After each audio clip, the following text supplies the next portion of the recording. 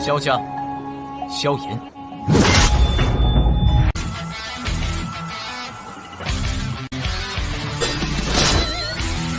指缝中的光点燃了梦魇，站在天端俯瞰着世界无边无边。 Selamat datang di channel hiburan netizen. Mari kita lanjutkan part berikutnya dari cerita novel Donghua Battle Through the Heavens. Ini hanyalah full spoiler. Tanpa banyak kata demi menghemat kuota, segera kita mulai isi ceritanya. Di dekat tanaman hijau subur di ujung pegunungan, sesosok kurus perlahan keluar dari hutan yang redup. Setelah penampilan sosok ini, rasa kotor dan berdarah perlahan dipancarkan. Binatang ajaib yang mengendus bau darah ini dalam radius 5 km buru-buru menarik diri, tampak seolah-olah mereka mengalami shock. Berjalan melalui pegunungan ini telah menghabiskan hampir 20 hari waktu Xiaoyan. Dia juga berkemah di alam liar selama 20 hari. Meskipun itu cukup sulit, hutan yang luas itu memang tempat yang bagus untuk mengasah seseorang. Saat ini penampilan Xiaoyan agak sengsara dengan darah berbagai binatang ajaib berantakan tersebar di pakaian dan rambutnya. Dia tampak seperti seorang barbar. Perasaan berbahaya sebelumnya tentang dia pada dasarnya menghilang pada saat ini. Namun ketika mata hitam gelapnya terangkat, orang yang sensitif akan dapat merasakan bahwa perasaan bahaya tidak benar-benar hilang. Sebaliknya itu tersembunyi di dalam tulang Xiaoyan. Munculnya seseorang yang terlihat tidak mencolok di permukaan tetapi memancarkan perasaan berbahaya dari tulang mereka benar-benar berbahaya karena mereka mencoba pukulan fatal ketika seseorang tidak menduganya. Xiaoyan berdiri di tepi pegunungan dan melihat jalan besar di bawah puncak gunung. Setelah melihat kerumunan orang yang datang dan pergi di jalan, Xiaoyan tanpa sadar merasa linglung. Pelatihan memang hal yang sepi dan membosankan. Jika seseorang ingin menjadi seorang ahli yang dihormati orang lain di mata mereka, kerja keras yang harus dilakukan dan kesepian yang harus ditanggung adalah sesuatu yang sulit dibayangkan oleh orang biasa. Logika ini adalah sesuatu yang Xiaoyan pahami sejak dia meninggalkan kota Wutan saat itu. Sekarang, pemahamannya tentang logika ini jauh lebih dalam daripada sebelumnya karena dia telah mengalami perasaan seperti itu selama tahun-tahun pelatihannya. Xiaoyan menghembuskan nafas panjang. Jarinya menggosok-gosok tempat di antara alisnya. Karena pelatihannya selama periode ini menjadi seperti kebiasaan, avatar di dalam laut spiritualnya secara konstan menerima penyempurnaan dari api hati jatuh. Meskipun ini adalah beban besar pada Xiaoyan, beruntung dia adalah seorang alkemis, terampil dalam cara mengurangi kelelahan. Oleh karena itu, dia bisa terbiasa dengan kelelahan ini. Gelombang energi dari pegunungan mata surga akan segera dimulai. Namun beruntung tempat ini tidak jauh dari lokasi itu. Dengan kecepatanku, aku seharusnya bisa mencapainya dalam waktu setengah hari. Xiaoyan mengeluarkan peta dari cincin penyimpanan dan mempelajarinya dengan cermat. Setelah itu, tatapannya menatap ke langit utara saat dia bergumam pada dirinya sendiri. Punggungnya bergetar dan sepasang sayap api hijau giok perlahan memanjang keluar. Xiaoyan menjadi lebih berhati-hati setelah mengetahui bahwa sayap tulangnya adalah milik suku surga Iblis Phoenix. Kekuatan dari suku surga Iblis Phoenix jelas lebih kuat daripada paviliun petir angin. Dia tidak ingin mengundang masalah seperti itu pada saat ini. Oleh karena itu, ia hanya akan menggunakan sayap tulang pada saat-saat kritis. Meskipun kecepatannya akan sangat berkurang sebagai hasilnya, dia hanya bisa menahannya untuk melindungi kehidupan kecilnya ini. Setelah semua, siapa yang akan tahu saat itu bahwa mayat binatang ajaib sialan akan mengundang begitu banyak masalah. Jari kaki Xiaoyan ditekan di tanah setelah sayap api menyebar.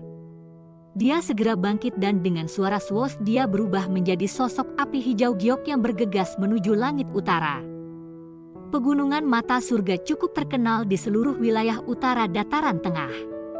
Alasan terpenting, adalah karena kolam darah gunung surga yang muncul setiap 3 tahun sekali. Efek mukjizat memiliki daya tarik yang luar biasa bagi kebanyakan orang. Ini pasti mengapa sebagian besar orang ada di sini. Sebagian besar dari mereka adalah generasi muda karena efek ajaib mengubah tulang dan membantu dalam terobosan, yang mana kolam darah yang memiliki efek yang lebih besar pada generasi muda. Tentu saja, untuk mengumpulkan beberapa pemuda yang luar biasa dari dalam fraksi seseorang, beberapa fraksi besar memperhatikan kolam darah gunung surga. Ada kesenjangan yang sangat besar antara kelas Do Huang dan Do Zong.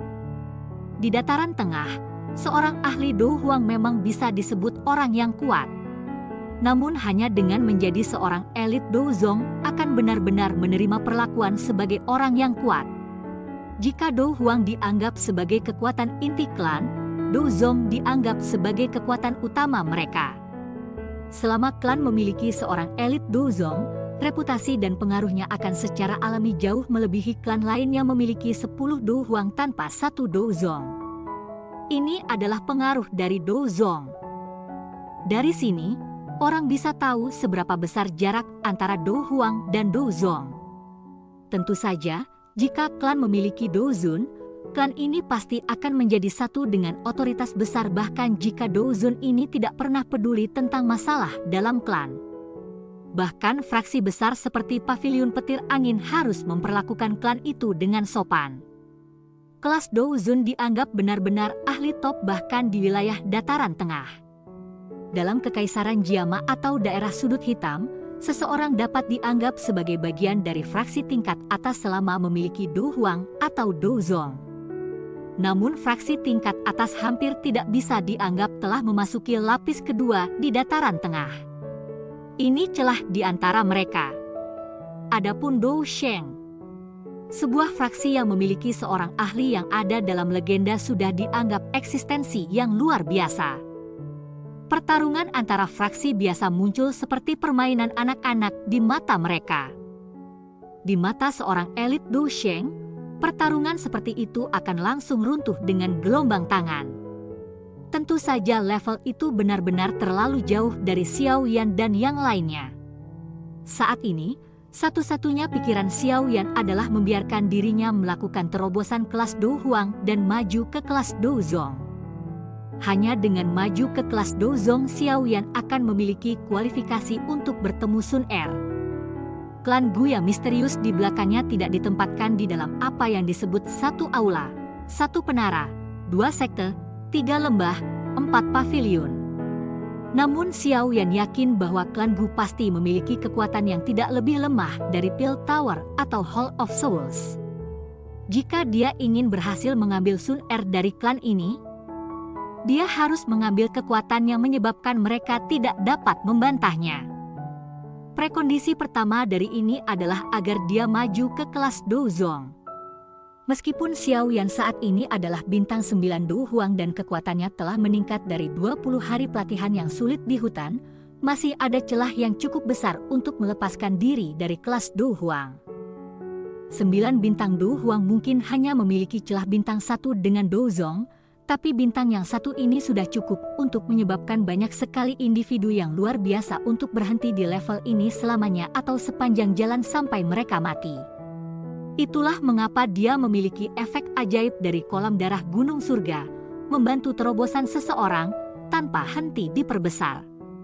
Ini menyebabkan banyak ahli muda di wilayah utara dataran tengah bersama dengan fraksi-fraksi seperti Paviliun Petir Angin untuk menyerbu ke pegunungan mata surga ini tanpa takut akan kematian.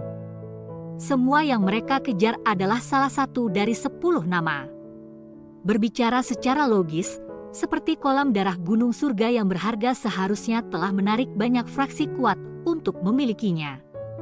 Namun tidak satu fraksi pun berhasil menduduki bahkan sampai hari ini. Bahkan sebuah fraksi seperti Paviliun Petir Angin tidak memiliki kemampuan untuk melakukannya meskipun memiliki pemikiran seperti itu. Setelah semua, kolam darah gunung surga ini memiliki implikasi yang terlalu besar. Salah satu akan menjadi energi umum jika seseorang menempatinya sendiri. Apalagi Paviliun Petir Angin bukan tanpa musuh. 4 paviliun tidak saling berhadapan satu sama lain. Mereka semua ingin menekan yang lain. Tentu saja, tidak mungkin bagi mereka untuk hanya menonton kolam yang hanya ditempati oleh satu pihak. Oleh karena itu, kolam darah Gunung Surga tetap tanpa pemilik karena mempengaruhi banyak fraksi. Tentu saja, jika seseorang benar-benar berbicara tentang seorang pemilik, maka binatang ajaib asli di pegunungan mata surga hampir tidak dapat dianggap sebagai pemilik. Sayangnya manusia tidak akan menyerah karena hal ini. Daya pikat kolam darah Gunung Surga sudah cukup untuk membuat manusia menerkam maju tanpa takut mati. Xiao Yan terus melakukan perjalanan tanpa beristirahat selama 5 jam sebelum pegunungan yang sangat besar ditutupi oleh kabut tebal, perlahan muncul dalam penglihatannya. Pegunungan Mata Surga adalah gunung terbesar dan tertinggi yang pernah dilihat Xiao Yan. Bahkan pegunungan binatang ajaib di Kekaisaran Jiama tidak bisa dibandingkan dengannya. Kabut tebal menutupi sebagian besar pegunungan, menyebabkan seseorang mengalami kesulitan melihat apa yang ada di sana.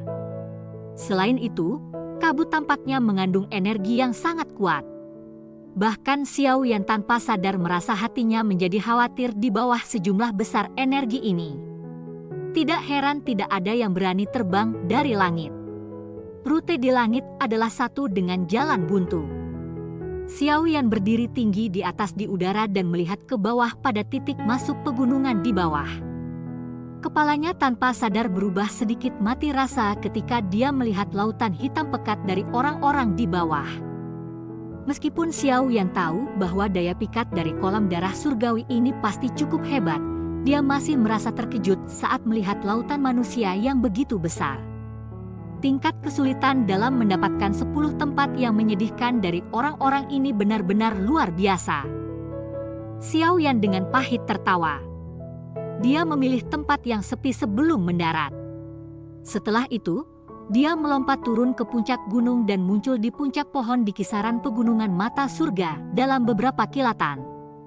Tatapannya menyapu dan menemukan bahwa cukup banyak orang yang duduk bersila di puncak pohon di sekelilingnya. Pegunungan Mata Surga ditutupi oleh awan sepanjang tahun. Selain itu, ada banyak binatang ajaib yang kuat di dalamnya. Oleh karena itu, hanya ada 3 titik masuk yang aman. Lokasi di mana Xiao Yan berada di salah satunya. Namun pintu masuk itu ditempati oleh lautan manusia.